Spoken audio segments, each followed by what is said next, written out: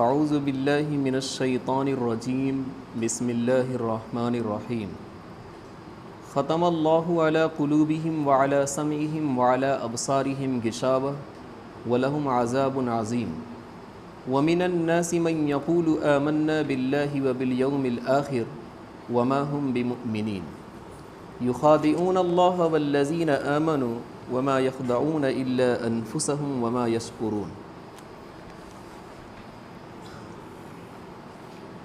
بات یہ چل رہی تھی کہ گناہوں کے نتیجے میں اللہ تبارک و تعالی کبھی ایسا کر دیتا ہے کہ دلوں پر پردہ ڈال دیتا ہے، کانوں پر پردہ ڈال دیتا ہے اور ایسی ہی آنکھوں پر پردہ ڈال دیتا ہے۔ اب ہوتا کیا ہے کہ جو اچھی باتیں ہوتی ہیں وہ دل کے اندر داخل ہوتی ہی نہیں، ایسی ہی کانوں کے اندر بھی داخل نہیں ہوتی ہے اور آنکھوں سے بھی اچھی باتیں نظر نہیں آتی۔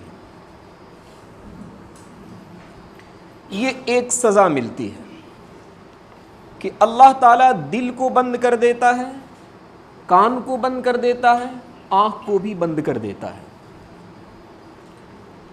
اور کبھی ایسا بھی ہوتا ہے کہ جو ہم سے گناہ سرزد ہوئے ہیں ان گناہوں کا نتیجہ اللہ تبارک و تعالی دنیا کے اندر ہی دکھا دیتا ہے۔ 25ویں پارے کی ایک آیت ہے وَمَا أَصَابَكُم مِّن مُّصِيبَةٍ فَبِمَا كَسَبَتْ أَيْدِيكُمْ وَيَعْفُو عَن كَثِيرٍ۔ جو تمہیں مصیبتیں پہنچتی ہیں فَبِمَا كَسَبَتْ أَيْدِيكُمْ وہ تمہارے کرتوتوں کی وجہ سے۔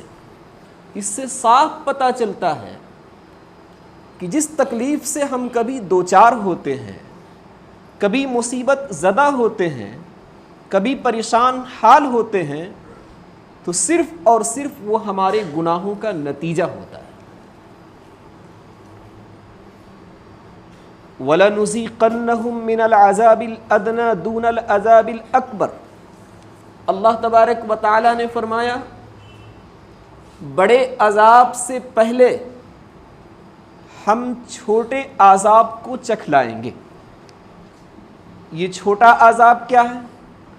وہ یہی ہے کہ دنیا کے اندر ہم نے گناہ کیے، اللہ تبارک و تعالیٰ ان گناہوں کے نتیجے میں ہمیں چھوٹے عذاب میں گرفتار کر لیا کہ کبھی کسی بیماری کے اندر مبتلا کر دیا، کبھی مصائب سے ہمیں گزرنے پڑے، کبھی تکلیفیں سہنی پڑی اور نامعلوم طرح طرح کی مصیبتیں ہمیں دنیاوی زندگی کے اندر جھیلنی پڑتی ہے۔ وَكَذَلِكَ الْعَذَابُ وَلَعَذَابُ الْآخِرَةِ أَكْبَرُ۔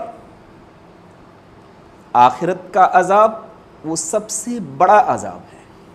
اللہ نے فرمایا کہ اس سے پہلے بھی ایک عذاب دیا جاوے گا، وہ یہی دنیا کا عذاب ہوگا جو طرح طرح کی مصیبتوں سے اور طرح طرح کی تکلیفوں سے اور طرح طرح کی پریشانیوں سے ہمیں گزرنا پڑے گا۔ اور یہ سارا صرف اور صرف اس کا نتیجہ ہوگا کہ ہم نے اپنی ذات سے گناہ کیے ہیں جس کی وجہ سے اللہ تبارک و تعالیٰ نے دنیا کے اندر ہمیں پکڑ لیا ہے۔ ان تینوں آیتوں سے پتہ چلا کہ گناہ کرنے کی وجہ سے اللہ تبارک و تعالیٰ کبھی دنیا کے اندر گرفتار کر لیتا ہے۔ وَيَعْفُو عَن كَثِيرٍ۔ اللہ نے فرمایا کہ انسانوں کے بہت سارے گناہ ہوتے ہیں، سارے گناہوں کو ہم نہیں پکڑتے، کچھ گناہوں کو پکڑتے۔ اگر جس دن اللہ تبارک و تعالیٰ سارے گناہوں کو پکڑ لے تو پھر آپ یقین مانیں کہ دنیا کے اندر ایک قدم چلنا ہمارے لیے مشکل ہو جائے گا۔ وَيَعْفُو عَن كَثِيرٍ۔ بہت سارے گناہوں کو اللہ تبارک و تعالیٰ یوں ہی معاف کر دیتا ہے۔ ایک تیسرا نقصان گناہ کرنے کا یہ ہوتا ہے کہ آدمی جب ایک گناہ کرتا ہے تو یہی ایک گناہ دوسرے گناہ کا سبب بنتا ہے، پھر وہ دوسرا گناہ تیسرے گناہ کا سبب بنتا ہے، پھر وہ تیسرا گناہ چوتھے گناہ کا سبب بنتا ہے۔ ابن قیم نے اپنی کتاب الدواء الشافی کے اندر لکھا ہے کہ جس طریقے پر ظاہری مصیبتیں اور ظاہری پریشانیاں ہمارے گناہوں کے نتیجے ہیں، اسی طریقے پر کچھ باطنی مصائب بھی ہمارے گناہوں کے نتیجے میں آتے ہیں۔ وہ باطنی مصائب کیا ہے؟ وہ یہی ہے کہ آج چھوٹا سا گناہ کیا، کل ہمارا دل بڑا گناہ کرنے کے لیے تیار ہو گیا، پرسوں اس سے بھی بڑا گناہ کرنے کے لیے تیار ہو گیا، ترسوں اس سے بھی بڑا گناہ کرنے کے لیے تیار ہو گیا۔ یہ باطنی مصیبتیں ہیں کہ ایک گناہ دوسرے گناہ کی طرف آپ کو خود ڈال دے گا، دوسرا تیسرے کی طرف ڈال دے گا، تیسرا چوتھے کی طرف ڈال دے گا۔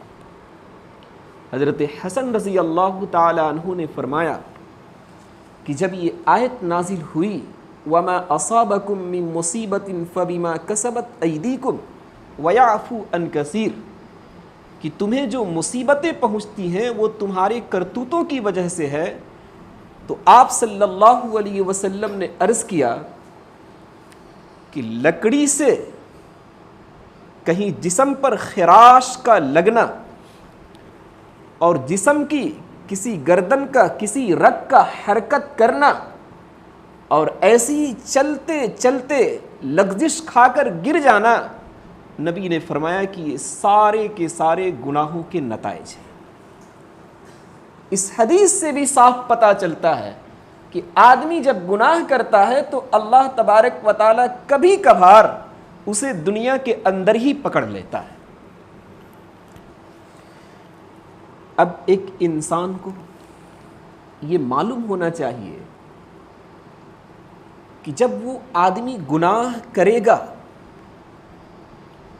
اس گناہ پر 4 قسم کے گواہ موجود ہوتے ہیں۔ ہمیں اور آپ کو لگتا یوں ہے کہ ہم رات کے اندھیرے میں گناہ کر رہے ہیں، ہم ایسی جگہ پر کر رہے ہیں جہاں کوئی دیکھ نہیں رہا ہے، جہاں کوئی پہنچ نہیں پاتا، بالکل بند کمرے میں ہم ہیں، لیکن قرآن اور احادیث کی باتیں اس بات کو بتاتی ہیں کہ 4 چیزیں آپ کے گناہوں پر گواہی دیں گی۔ نمبر 1، جس جگہ پر آپ نے گناہ کیا ہے وہ جگہ بھی آپ کے گناہوں کی گواہی دے گی۔ وَقَالَ الْإِنسَانُ مَا لَهَا يَوْمَئِذٍ تُحَدِّثُ أَخْبَارَهَا، اس دن ایسا ہوگا کہ زمین اپنی خبروں کو بیان کرے گی کہ ہمارے ساتھ کیا کیا گیا، ہمارے اس سینے پر چڑھ کر کون سے گناہ کو انجام دیا گیا، کتنی برائیاں کی گئی اور کس نے کیا کیا، یہ ساری چیزیں قیامت کے دن زمین خود گواہی دے گی۔ اور گناہوں پر زمین کا گواہ بن جانا یہ کوئی تعجب کی بات نہیں، عقل سے بھی سمجھ میں آتا ہے کہ زمین گواہی دے سکتی ہے۔ آپ کے موبائل کے اندر کچھ ایسے پارٹس پرزے لگے ہوئے ہیں کہ آپ اپنی آواز کو اور دوسرے کی آواز کو بہت دنوں تک ریکارڈ کر کے رکھ سکتے ہیں۔ ہوتا ہے یا نہیں؟ ہوتا ہے۔ یہ موبائل کا آپ کی آواز کو ریکارڈ کر لینا یہ کس وجہ سے ہوا؟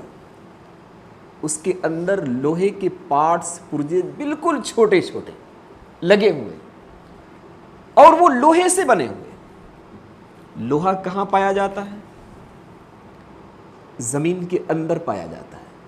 اس سے صاف پتہ چلتا ہے کہ زمین کے اندر ایسی صلاحیت موجود ہے جو آپ کے کام کو اور آپ کی آواز کو وہ ریکارڈ کر لے، اور جب اللہ تبارک و تعالیٰ اسے حکم دے کہ تمہارے ساتھ کس دن کس نے کیا کیا وہ سب بیان کرو، تو وہ زمین قیامت کے دن سب بیان کر ڈالے گی۔ یومئذ تحدث اخبارہا، اپنی خبروں کو زمین قیامت کے دن بیان کرے گی۔ یہ پہلا گواہ ہوگا آپ کے گناہ پر۔ دوسرے نمبر پر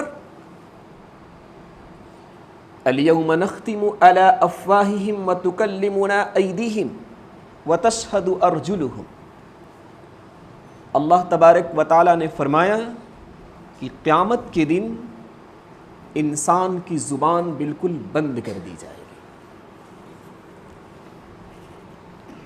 وتکلمنا ایدیہم، گناہوں کو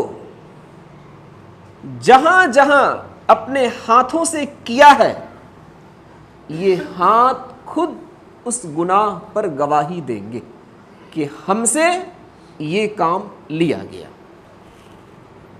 وَتَشْهَدُ أَرْجُلُهُمْ، اور پیروں کا استعمال جہاں جہاں غلط ہوا ہے، یہ پیر بھی اس دن گواہی دیں گے کہ ہمارا استعمال غلط طریقے پر ایک وقت میں کیا گیا۔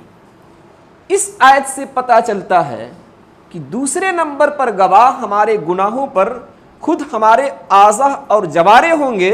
اگر ہم نے آنکھوں کا استعمال غلط کیا تو اللہ تبارک و تعالیٰ آنکھوں سے گواہی دلوائے گا، اگر کانوں کا استعمال ہم نے غلط کیا تو اللہ تبارک و تعالیٰ کانوں سے گواہی دلوائے گا، ہاتھوں کا استعمال ہم نے غلط کیا تو اللہ تبارک و تعالیٰ ہاتھوں سے گواہی دلوائے گا، پیروں کا استعمال ہم نے غلط کیا تو اللہ تبارک و تعالیٰ پیروں سے گواہی دلوائے گا۔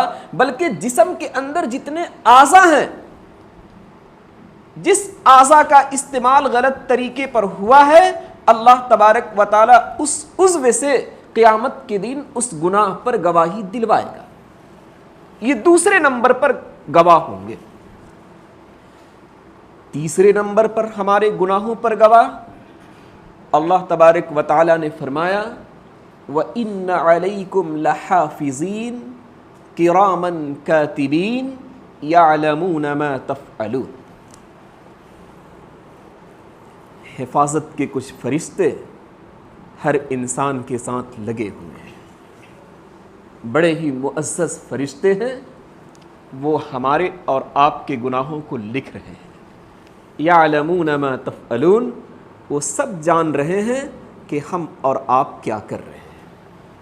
یہ تیسرے نمبر پر گواہ ہوں گے کہ اللہ تبارک و تعالیٰ فرشتوں سے پوچھے گا کہ اس انسان کی حفاظت کے لیے ہم نے تمہیں متعین کیا تھا، بتاؤ تو صحیح اپنی زندگی کے اندر کہاں کہاں اس نے گناہ کیا ہے۔ وہ فرشتے پوری فائل اٹھا کر اور کھول کر اللہ تبارک و تعالیٰ کے سامنے رکھ دیں گے، اور خود وہ بتائیں گے کہ یہاں پر اس نے یہ گناہ کا کام انجام دیا، وہاں پر اس نے یہ گناہ کا کام انجام دیا۔ اور چوتھے نمبر پر ہمارے اور آپ کے گناہوں پر گواہ واللہ خبیر بما تعملون، اللہ تبارک و تعالیٰ بہت باریک بین ہے، بڑا جاننے والا ہے، ہماری ساری خبروں کو وہ دیکھنے والا ہے اور ساری خبروں کو رکھنے والا ہے، سارے کام کو وہ نوٹ کرنے والا ہے۔ وہ بہت اچھی طرح جان رہا ہے کہ ہم اندھیرے میں کیا کر رہے ہیں اور روشنی میں کیا کر رہے ہیں، بند کمرے میں کیا کر رہے ہیں اور اکیلے میں کیا کر رہے ہیں۔ اللہ تبارک و تعالیٰ بہت اچھی طرح ہمیں یاد دلا دے گا۔ یہ چار گواہ ہیں ہمارے اور آپ کے گناہ پر۔ ایک انسان کو چاہیے کہ جب اپنی عضو کا استعمال غلط طریقے پر کرے، اپنی زبان کا استعمال غلط طریقے پر کرے، اپنے دل کا استعمال جب غلط طریقے پر ہونے لگے، تو یہ چاروں چیزیں اس کے سامنے ہونی چاہیے کہ زمین بھی دیکھ رہی ہے، فرشتے بھی دیکھ رہے ہیں، اللہ تبارک و تعالیٰ بھی دیکھ رہا ہے، اور خود جس عضو سے ہم گناہ کرنے جا رہے ہیں یہ عضو بھی بہت اچھی طرح جان رہا ہے۔ اب کرنا کیا ہوگا؟ ہم انسان ہیں، گناہ کبھی کبھی ہو جاتا ہے، لیکن اس کا یہ مطلب نہیں کہ گناہ جب ہو گیا تو اور ہم گناہوں کی طرف بڑھتے چلے جائیں، بلکہ فوری طور پر گناہوں سے توبہ ہمارے اور آپ کے لیے ضروری ہوگا۔ اور توبہ کے اندر 3 چیزیں جب لگیں گی تب جا کر کہا جاوے گا کہ ہم نے توبہ کیا، اور اگر تینوں میں سے ایک بھی اگر غائب ہو جائے تو پھر وہ توبہ نہیں سمجھا جائے گا۔ نمبر 1، جو گناہ ہم سے ہوئے ہیں پہلے نمبر پر اس پر ندامت ہو، شرمندگی ہو کہ ہم نے وہ گناہ کیوں کر ڈالے۔ دوسرے نمبر پر فوری طور پر اس گناہ سے اپنے آپ کو الگ کر لیں، اس گناہ کو فوری طور پر آپ چھوڑ دیں۔ تیسرے نمبر پر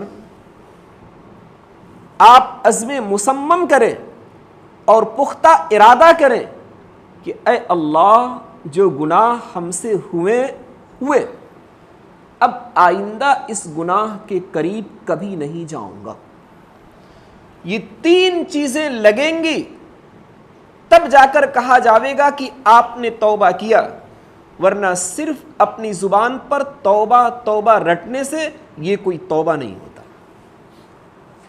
آنکھوں کا استعمال غلط طریقے پر کیا جائے اور ساتھ ساتھ لا حول بھی آپ پڑھتے چلے تو تفسیر کی کتابوں میں لکھا ہے کہ آنکھوں کا استعمال غلط ہو بھی رہا ہے اور ساتھ ساتھ لا حول پڑھ رہا ہے تو یہ لا حول خود اس لا حول پر لا حول پڑھتا ہے کہ یہ ہمارا استعمال کہاں ہو رہا ہے۔ پہلے نمبر پر تو اس گناہ پر شرمندگی ہونی چاہیے، دوسرے نمبر پر فوری طور پر اپنی آنکھ کو وہاں سے ہٹانا ہوگا، اور تیسرے نمبر پر یہ عزم مصمم کرنا ہوگا کہ اب آئندہ اس گناہ کے قریب ہمیں جانا ہی نہیں۔ لوگوں کی شکایتیں آتی ہیں کہ گناہوں سے توبہ تو کیا لیکن گناہ چھٹ نہیں پا رہا۔ جب گناہ چھٹ ہی نہیں رہا ہے تو اس کا مطلب کہ توبہ ہوا ہی نہیں۔ توبہ کی لائن میں یہ بات داخل ہے کہ فوری طور پر گناہ کو چھوڑ دیا جائے اور آئندہ نہ کرنے کا عزم مصمم اور پختہ ارادہ کیا جائے۔ الغرض میں یہ بات کر رہا تھا کہ یہ سب گناہوں کے نقصانات ہیں، کہ گناہوں کے نتیجے میں کبھی اللہ تبارک و تعالی آپ کے دل کو، آپ کے کان کو، آپ کی آنکھوں کو بند کر دے گا۔ دوسرے نمبر پر کبھی کبھار دنیا کے اندر گناہوں کے نتیجے میں آپ کو پکڑ لے گا۔ تیسرے نمبر پر آپ ایک گناہ کریں گے تو دوسرے، تیسرے، چوتھے بھی گناہ کرتے چلے جائیں گے۔ اس کے برخلاف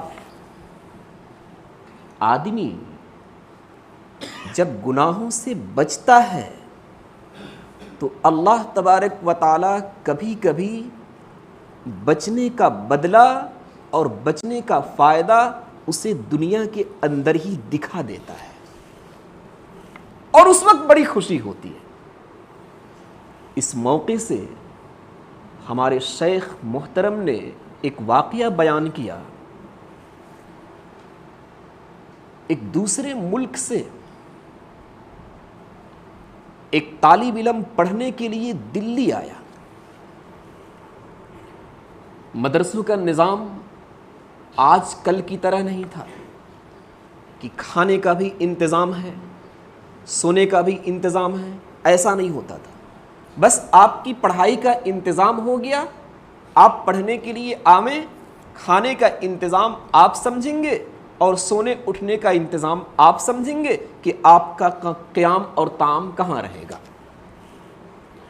اس طالب علم نے اپنا داخلہ مدرسے کے اندر لے لیا۔ پھر اس نے سوچا کہ کھاؤں گا کہاں اور سوؤں گا کہاں۔ قریب کے ایک گاؤں میں مسجد نظر آئی اور وہاں وہ چلا گیا۔ مسجد والوں سے باتیں کی کہ میں فلاں ملک سے آیا ہوں، دلی میں مجھے تعلیم حاصل کرنی ہے، لیکن کھانے پینے کا انتظام نہیں ہوا ہے اور سونے اٹھنے کا کوئی انتظام نہیں ہے۔ میرا ارادہ ہے کہ مسجد میں مجھے خادم کے طور پر رکھ لیا جائے اور صرف 2 ٹائم کھانے کا انتظام کر دیا جائے اور سونے کا انتظام کر دیا جائے۔ مسجد کی جتنی خدمتیں ہویں گی اور جتنا کام ہوگا وہ ہمارے ذمے رہے گا، ہم اسے اچھی طرح انجام دیں گے۔ لوگوں نے بھی سمجھا کہ دوسرے ملک کا طالب علم ہے، پڑھنے کے لیے آیا ہے، دینی تعلیم اسے حاصل کرنی ہے۔ لوگوں نے باتیں مان لی۔ وہ کرتا کیا تھا؟ جب عشاء کی نماز پڑھ کر لوگ چلے جاتے تھے تو مسجد کی لائٹ کو وہ بجھا دیتا تھا اور بجھانے کے بعد اپنی موم بتی جلاتا تھا، اور اس موم بتی کی روشنی میں دینی کتابوں کا مطالعہ کیا کرتا تھا۔ بارہا اور مسلسل یہی اس کا کام رہا۔ راتوں میں وہ مطالعہ کرتا، 1-2 گھنٹے کبھی سو لیتا، اس کے بعد صبح اپنے مدرسے میں جا کر اساتذہ سے تعلیم حاصل کیا کرتا۔ ایک دن کا واقعہ ہے کہ اس گاؤں میں فساد ہو گیا۔ ایک جوان سی لڑکی اپنی جان کو بچانے کے لیے وہاں سے بھاگ کر مسجد کے اندر داخل ہو گئی۔ وہ نوجوان طالب علم جب دیکھا اسے تو گھبرا گیا کہ یہ کیسے آ گئی۔ اس نے پوچھا کہ تم کیسے داخل ہو گئے مسجد کے اندر؟ اس نے بتایا کہ محلے کے اندر فسادیوں نے فساد مچا رکھا ہے، میری عزت کے ساتھ ساتھ جان کا بھی خطرہ تھا، اس لیے ہم نے مسجد کو محفوظ جگہ سمجھا اور اپنی جان بچانے کے لیے مسجد کے اندر داخل ہو گیا۔ اس لڑکے نے کہا کہ ٹھیک ہے، دروازے پر بیٹھ جاؤ، جب فسادی چلے جاویں گے تو تم اپنے گھر لوٹ جانا۔ یہ کہہ کر اپنی موم بتی میں دینی کتابوں کا مطالعہ کرنے لگا، لیکن شیطان اسے بھی اچھا موقع ملا کہ شیطان نے اپنا کام کرنا شروع کیا۔ اس کے دل کے اندر بار بار لڑکی کی طرف میلان ڈال رہا ہے، برائی کی طرف اکسا رہا ہے، برائی کی طرف ابھار رہا ہے۔ اس نوجوان کے دل میں جیسے ہی برائی کا خیال آتا تھا، وہ نوجوان اپنی انگلی کو موم بتی کے اوپر رکھتا تھا، اور جب انگلی جلتی تھی تو اپنے دل سے پوچھتا تھا کہ اے دل، کیا تجھے یہ برداشت ہے کہ انگلی جلے؟ اس کے دل کی آواز آتی تھی کہ نہیں، مجھے یہ برداشت نہیں ہے۔ تو پھر دل کو خطاب کرتا تھا کہ جب دنیا کی آگ تجھے برداشت نہیں ہے تو آخرت کی آگ تو اس دنیا سے 70 گنا بڑھی ہوئی ہے، تم گناہ کرا کر آخرت کی آگ کو کیسے برداشت کر سکتے ہو؟ اس طریقے پر پوری رات اس نے اپنی انگلی کو جلا جلا کر گناہوں سے بچ گیا۔ صبح بالکل قریب اس نوجوان نے کہا کہ محلہ بالکل سکون سے لگ رہا ہے، اب تم اپنے گھر کو لوٹ جاؤ۔ اس لڑکی نے کہا کہ میں اس وقت تک نہیں جاؤں گی جب تک کہ تم بتا نہ دو کہ انگلی کو آگ پر کیوں رکھتے تھے۔ شیخ نے بڑے دردناک طور پر اس واقعے کو بتایا۔ اس نوجوان نے کہا کہ انگلی کو جلانا یہ میرا کام تھا، تجھ سے کیا لین دین ہے؟ اس لڑکی نے کہا کہ جب تک آپ بتا نہ دے تب تک میں مسجد کے دروازے سے باہر نہیں جا سکتا۔ صبح کی اذان کا مسئلہ تھا، اس نے سمجھا کہ اب لوگوں کی آمد شروع ہوگی نماز کے لیے، لوگ اگر اس لڑکی کو دیکھ لیں گے دروازے پر تو ہم بھی بدنام ہوں گے، مسجد سے ہمارا رشتہ کٹ جاوے گا، قیام و طعام بند ہو جاوے گا، پھر ہم تعلیم حاصل کرنے کے لیے جو آئے ہوئے ہیں یہ تعلیم بالکل ہی بند ہو جاوے گی۔ لا محالہ اس نے بتایا، کہا کہ شیطان دل کو تمہاری طرف اکسا رہا تھا تو میں نے اپنی انگلی کو جلا کر دل سے پوچھا کہ یہ آگ تم برداشت کر لو گے؟ دل کہتا تھا کہ نہیں، یہ آگ مجھ سے برداشت نہیں ہو رہا ہے، تو میں دل کو اطمینان دیتا تھا کہ جب یہ آگ تجھ سے برداشت نہیں ہو رہا ہے تو گناہ کرا کر آخرت کی آگ کو تم کیسے برداشت کر سکتے؟ وہ لڑکی اچھے گھرانے کی تھی، شریف اور مالدار گھرانے کی تھی. اپنے گھر گئی اور گھر جا کر اس نے عرض کیا کہ میری شادی جہاں لگی ہے وہاں اب نہیں ہوگی. مسجد کے اندر ایک نوجوان بیٹھا ہوا ہے، اس نوجوان سے میری شادی لگے گی. لوگوں نے پوچھا ایسا کیوں؟ اس نوجوان کے پاس ہے کیا؟ کہا دنیا نہیں چاہیے. اس نوجوان کے پاس اللہ کا تقویٰ ہے، اللہ کا خوف ہے، اللہ کا ڈر ہے. جس کے پاس اللہ کا تقویٰ، اللہ کا خوف اور اللہ کا ڈر رہے گا وہ سارے حقوق کی ادائیگی کر سکتا ہے، اور جس کے پاس اللہ کا تقویٰ نہیں رہ سکتا چاہے جتنا بڑا مالدار ہو وہ اپنی فیملی کے حقوق کو ادا کرنے سے قاصر ہی رہے گا.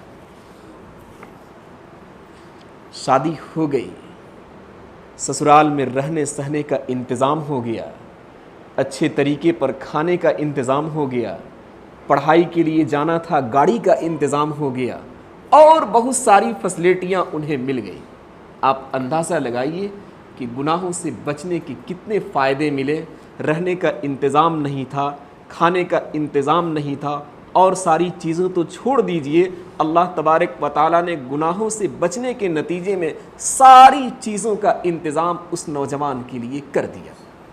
ختم اللہ علی قلوبہم وعلی سمعہم وعلی ابصارہم غشاوہ. گناہ کے نتیجے میں کبھی تو مصیبتوں میں ہم پڑیں گے، لیکن جب گناہوں سے بچیں گے تو اللہ تبارک و تعالی ہمیں کبھی فائدے میں ڈالے گا. وَمِنَ النَّاسِ مَن يَقُولُ آمَنَّا بِاللَّهِ وَبِالْيَوْمِ الْآخِرِ وَمَا هُمْ بِمُؤْمِنِينَ. آپ صلی اللہ علیہ وسلم کے زمانے میں ایک جماعت تھی منافقوں کی. میں نے اس سے پہلے بھی بیان کیا تھا کہ ظاہری اعتبار سے وہ ایمان والے تھے، لیکن جو اصل ایمان کی روح ہے کہ دل کے اندر اللہ کی وحدانیت ہو اور دل سے کلمہ طیبہ کا اقرار ہو، وہ دل کے اندر ایمان انہیں حاصل نہیں تھا. تو زبان پر کلمہ طیبہ کا اقرار ہو، اللہ کی فرما برداری ہو، تو یہ اور دل کے اندر کچھ بھی نہ ہو بلکہ دل بالکل کلمے سے خالی ہے، تو ایسے شخص کو قرآن کی اصطلاح میں کہا جاتا ہے منافق.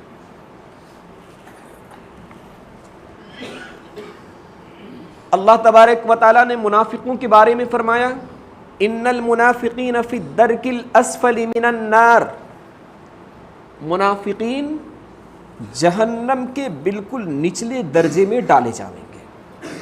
ایک تو جہنم اور دوسرے میں سب سے نیچے میں. آپ اندازہ لگائیے کہ کتنی پریشانیوں سے انہیں گزرنا ہوگا اور کتنی تکلیفیں انہیں سہنی پڑیں گی. کچھ منافقین آپ صلی اللہ علیہ وسلم کی خدمت میں آئے. آپ صلی اللہ علیہ وسلم سے عرض کیا آمنا باللہ وبالیوم الآخر. ہم اللہ پر ایمان رکھتے ہیں اور آخرت کے دن پر ایمان رکھتے ہیں. یہ منافقین نے آپ صلی اللہ علیہ وسلم سے عرض کیا.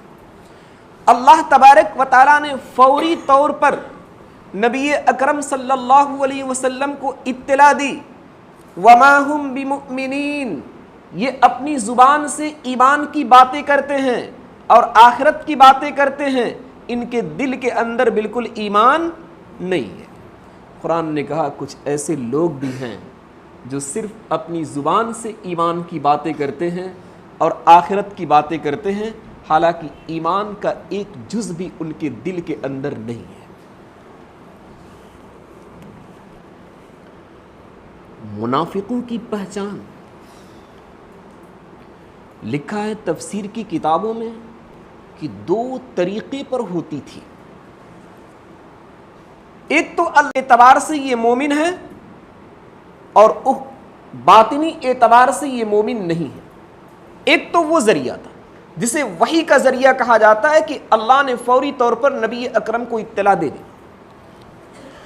اور دوسرا ذریعہ منافق کو جاننے کا یہ ہے کہ اس کا عمل، اس کا قول و فعل اسلام کے عقیدے کے خلاف نکل جائے یا اسلام کی وہ مخالفت کھلم کھلا کر جائے. یہ دوسرا سبب تھا. اس سبب کو سامنے رکھتے ہوئے قرآن کریم کے اندر اسے ملحد کہا جاتا ہے اور حدیث کی روشنی میں اسے زندیق کہا جاتا ہے. ایسا آدمی جس کا قول و فعل عقیدہ اسلام کے خلاف ہے، وہ ظاہری طور پر اسلام کی مخالفت کر رہا ہے، قرآن کے نظریے سے آپ دیکھیں گے تو بالکل ہی وہ کافر ہے. اس لیے فقہائے کرام نے لکھا ہے کہ نبی اکرم صلی اللہ علیہ وسلم کے زمانے میں تو منافقین تھے، اب آج کے زمانے میں منافق نہیں ہے. اب یا تو وہ مومن ہوگا، اور اگر مومن نہیں ہوا، اسلام کے خلاف کام کر رہا ہے، عقیدہ اسلام کے خلاف اپنا عقیدہ رکھتا ہے، تو قرآن کی اصطلاح کے مطابق اسے کافر کہا جائے گا. اب دو ہی قسم ہے، منافق کی کوئی قسم نہیں، یا تو وہ مومن ہوگا یا پھر وہ کافر ہوگا.